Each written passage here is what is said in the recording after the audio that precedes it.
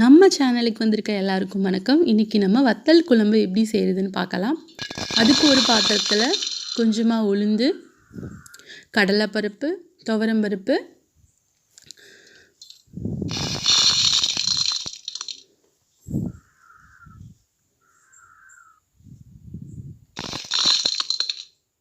கொஞ்சம் வரமிளகா, கொஞ்சம் மல்லி,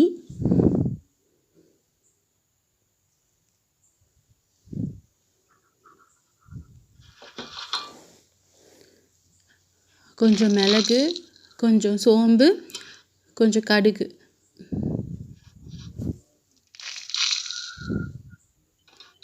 இதெல்லாம் சேர்த்து லைட்டாக ஒரு ப்ரௌனிஷ் கலர் வர வரைக்கும் நல்லா வதக்கிக்கலாம்.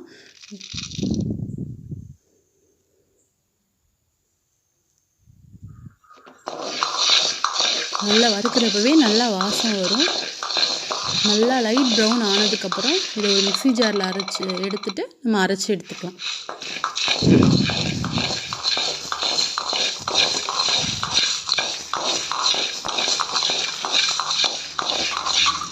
லோ ஃப்ளேமில் வச்சு நம்ம ஃப்ரை பண்ணிக்கலாம். இப்போ இதை மிக்ஸி ஜாரில் மாற்றிட்டு இதை அரைச்சி எடுத்துக்கலாம். அடுத்து நெக்ஸ்ட்டு ஒரு பாத்திரம் வச்சுட்டு கொஞ்சம் ஆயில் நிறையவே ஊற்றிக்கலாம். ஏன்னா வத்தல் குழம்புக்கு ஆயில் நிறைய ஊற்றினா நல்லாயிருக்கும்.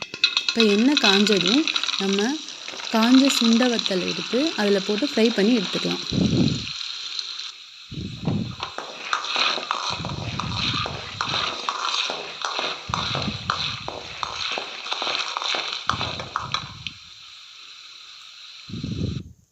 தனியாக இப்போ எடுத்து வச்சுக்கலாம். இப்போ அது சுண்டை வத்தல் வறுத்த எண்ணெயிலே இப்போ நம்ம இன்க்ரீடியன்ட் சேர்த்துக்கலாம். அதில் கொஞ்சம் கடுகு, கொஞ்சம் வெந்தயம், கருவேப்பிலை.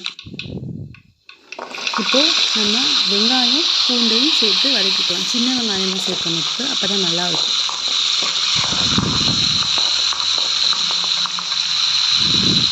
லைட்டாக கொஞ்சம் வதங்கட்டும். அதுக்கப்புறம் நம்ம கட் பண்ணி வச்சுக்க தக்காளி சேர்த்துக்கலாம்.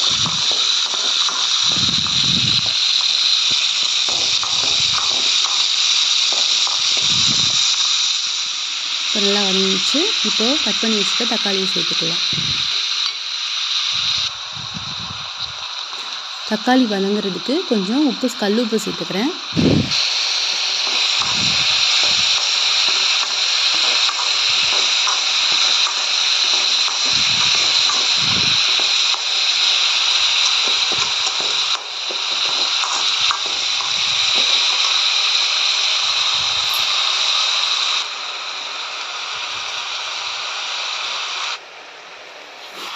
இப்போ தக்காளி நல்லா வதங்கிருச்சு.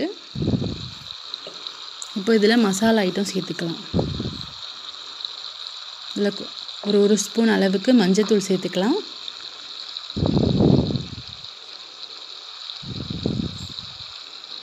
இப்போ மிளகாய் தூள் சேர்த்துக்கலாம். நான் மிளகாயும் மல்லியும் கலந்த தூள் தான் யூஸ் பண்ணுறேன்.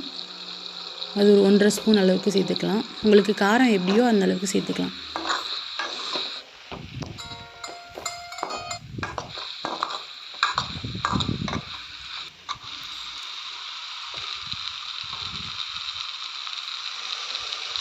இப்போது நான் ஒரு லெமன் சைஸ் புளி எடுத்து ஊற வச்சுருந்தேன். அதை கரைச்சிட்டு இதில் சேர்த்துக்கலாம்.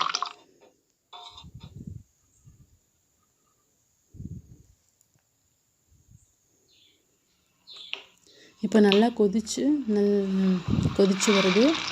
இதில் காய் நல்லா வெந்துருச்சு. இப்போ இதில் நம்ம வதக்கி வச்சுருக்க சுண்டை வத்தலை சேர்த்துக்கலாம்.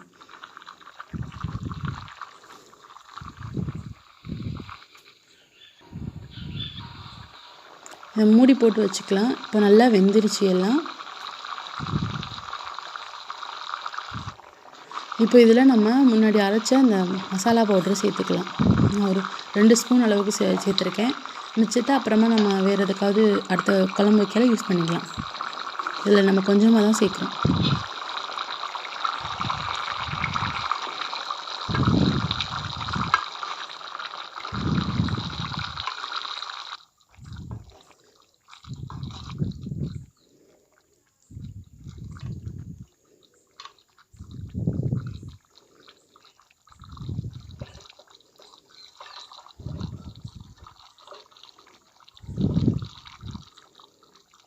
இப்போ இதில் ஃபைனலாக கொஞ்சமாக வெல்லம் தூள் சேர்த்துருக்கேன்.